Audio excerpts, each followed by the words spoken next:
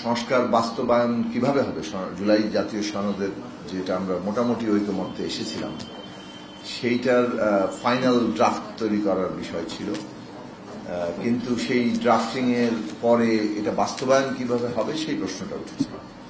সেই প্রশ্নের বিষয়ে আমরা আলাপ আলোচনা করে আমরা প্রস্তাব রেখেছিলাম যে এই ঐকমত্য কমিশনের সময়সীমা কিছুটা বাড়ানো দরকার, যাতে করে আমরা বাস্তবায়ন পদ্ধতি নিয়ে আলোচনা করতে পারি।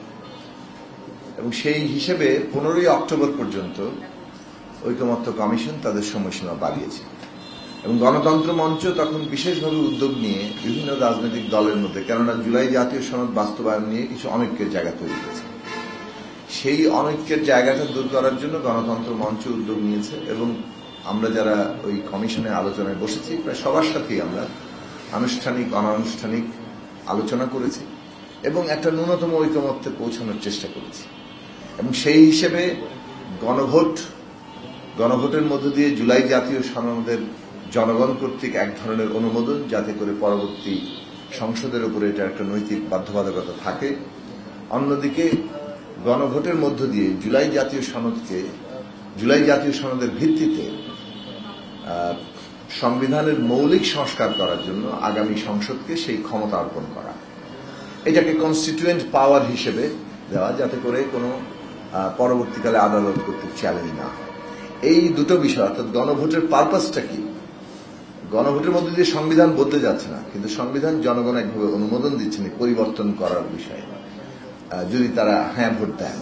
অন্যদিকে সংসদকে একটা ক্ষমতা দিচ্ছেন যে এই সংসদ এই পরিবর্তনগুলো করতে পারবে, যেটা একটা টেকসই পরিবর্তন হবে। ফলে একটা ঐকমত্যের জায়গায় কিন্তু আমরা এসেছিলাম। এখন এই গণভোটের আদেশটা কি হবে, এবং একটা বিষয় ছিল যে গণভোট কি আগে হবে না পরে হবে। দুটো প্রস্তাবই ছিল, জাতীয় নির্বাচনের আগে হতে পারে আবার একই দিনে হতে পারে। আমরা জাতীয় নির্বাচনের দিনে গণভোটের বিষয়টি সবসময় সমর্থন করেছি, শ্রেয়তর মনে করেছি। কারণ হচ্ছে অনেকগুলো বিষয় ছিল, তার মধ্যে ভোটার টার্ন আউট, সময় যতটুকু আছে তার মধ্যে গণভোট আয়োজনের যে প্রস্তুতিগত সমস্যা, এই সবকিছু মিলিয়ে, এবং সবচেয়ে বড় কথা হচ্ছে যে গণভোট আগে কিংবা একই দিনে হোক, রাজনৈতিকভাবে তাৎপর্যের দিক থেকে কোনো পার্থক্য হচ্ছে না। যে দুটি প্রশ্ন গণভোটের মধ্যে দিয়ে আমরা অর্জন করতে চাচ্ছি, সেটা আগে হলেও যা হবে, একই দিনে হলেও তা হবে। ফলে ভোটার টার্ন আউট, খরচ এবং প্রস্তুতি সবকিছু বিবেচনায় একই দিনে করাটাই আমরা শ্রেয়তর মনে করেছি। আর এই প্রসঙ্গ নিয়ে এই আগে পরের কিছুটা পার্থক্য, আগে কিংবা একই দিনে করার কিছুটা পার্থক্য সত্ত্বেও আরেকটা বিষয় নিয়ে কিছুটা বলতে পারেন যে কোনো সুনির্দিষ্ট সিদ্ধান্ত আমরা নিতে পারিনি। সেটা ঐকমত্য কমিশন কিংবা সরকারের হাতেই কার্যত ছিল যে তারা এই বিষয়ে একটা সিদ্ধান্ত গ্রহণ করবে। সেটা হচ্ছে যে গণভোট কিসের ভিত্তিতে হবে, এটা কি একটা অধ্যাদেশ হবে না আদেশ হবে, কারা দেবেন, এই প্রশ্নটা ছিল একটা কিছুটা গ্রে জায়গা। এইটা ঐকমত্য কমিশন আলাপ আলোচনা করে ঠিক করবেন বলে আরো 15 দিন সময় বাড়ানো হয়েছিল, অর্থাৎ 31শে অক্টোবর পর্যন্ত সময় নেওয়া হয়েছিল। এই জিনিসটা তার মধ্যেই কিন্তু 17 তারিখে আমরা জুলাই জাতীয় সনদ সই করেছি, যেখানে ঐকমত্যের অংশ, নোট অফ ডিসেন্টের অংশ এবং নোট অফ ডিসেন্ট কিভাবে বাস্তবায়িত হবে তার ব্যাপারে নোট দেওয়া আছে। বিজলি কেবলস এর স্কিন কোটেড ইনসুলেশন আগুন প্রতিরোধী। বিজলি কেবলস, নিরাপদ আজীবন। এখন যখন ঐকমত্য কমিশন জুলাই জাতীয় সনদ বাস্তবায়নের একটা আদেশ কি রকম হবে সে বিষয়ে তারা তাদের বক্তব্য সরকারের কাছে দিলেন, সেখানে আমরা দেখলাম যে তারা আসলে জুলাই জাতীয় সনদের নোট অফ ডিসেন্ট অংশটা বাদ দিয়ে দিয়েছে। এর ফলে একটা বড় সংকটের জায়গা তৈরি হয়েছে। যারা নোট অফ ডিসেন্ট দিয়েছিলেন তারা এই গণভোটে, অর্থাৎ হ্যাঁ নাতে কোথায় ভোট দিবেন, তারা তো এই সবগুলোর সাথে একমত নন। গণতন্ত্র মঞ্চের দিক থেকে আমরা জুলাই জাতীয় সনদের প্রায় বেশিরভাগ প্রস্তাবের সাথে একমত হয়েছি। আমাদের দিক থেকে কিন্তু জুলাই জাতীয় সনদের সাথে বড় আকারে কোনো আপত্তি নেই। গণতন্ত্র মঞ্চের কয়েকটি দল আহ্বান করেছিল যে এই যে আমরা সংসদকে ক্ষমতা দিচ্ছি, এটা এই হিসেবে এটা আসলে সংবিধান সংস্কার পরিষদ হওয়া দরকার, সেটাও তারা প্রস্তাব করেছেন। কিন্তু আমরা সবসময় আবার একই সাথে একটা কথা বলেছি যে কেউ একজন প্রস্তাব করলেই এটা যতক্ষণ না পর্যন্ত সকলে একটা সম্মত হচ্ছে ততক্ষণ পর্যন্ত এটা কাউকে চাপিয়ে দেওয়া যায় না। ফলে আমাদের প্রস্তাব যতই গৃহীত হোক, এটা সকলে সম্মত হচ্ছে কিনা, সর্বসম্মত হচ্ছে কিনা, কিংবা অধিকাংশের জায়গাতে আমরা দাঁড়াতে পারছি কিনা, সেইটার বিষয়ে গুরুত্বপূর্ণ। সেই দিক থেকে প্রত্যেকের গণতান্ত্রিক অধিকারের ব্যাপারে আমরা সচেতন থেকেছি এবং যথাসম্ভব ঐকমত্যের ভিত্তিতে আমরা একটা জায়গায় পৌঁছতে চেয়েছি। সংখ্যাগরিষ্ঠতা দিয়ে এইটা কোনোভাবে নির্ধারণ করার কোনো পদ্ধতি তৈরি করা হয়নি।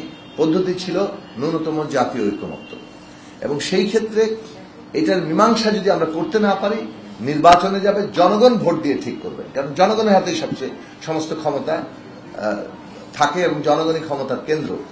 সেই জায়গা থেকে পুরো ব্যাপারটাকে আমরা দেখেছি এবং পদ্ধতি হিসেবে আমরা বলেছি যে প্যাকেজ যাবে ঐকমত্য, note of dissent, note of dissent বাস্তবায়নের পদ্ধতি যেভাবে জুলাই জাতীয় সনদ তৈরি হয়েছে সেইটা ভিত্তিতে জনগণ হ্যাঁ না বলবেন।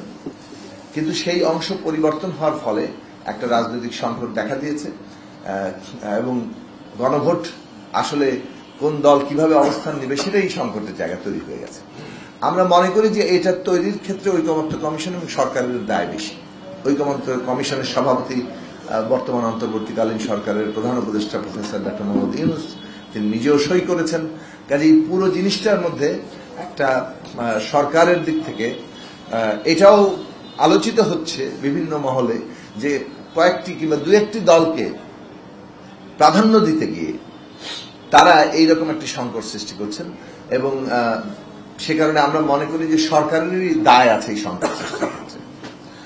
এখন সরকার সিদ্ধান্ত নেওয়ার কথা, সিদ্ধান্ত নেওয়ার ক্ষেত্রে যদি তারা ন্যূনতম ঐকমত্যকে গুরুত্ব না দেন তাহলে দেশে আরো রাজনৈতিক সংকট সৃষ্টি হবে। ফলে আমরা প্রথম আহ্বান জানাবো যে যা সিদ্ধান্ত গ্রহণ করবেন ন্যূনতম ঐকমত্যের ভিত্তিতে হতে হবে। 2 নম্বর বিষয় হচ্ছে সরকার রাজনৈতিক দলের দিকে আবার ঠেলে দিয়েছেন যে আপনারা ঐকমত্য হন। এখন এই কাজটা করার জন্য তো ফ্যাসিলিটেটর লাগে। রাজনৈতিক দলগুলো তো প্রত্যেকে এক একজন স্টেক হোল্ডার, তাদের মধ্যে যদি কোনো বিরোধ থাকে, অনৈক্য থাকে, সেটাকে ঐকমত্য করার জন্য কাউকে না কাউকে ফ্যাসিলিটেট করতে হয়।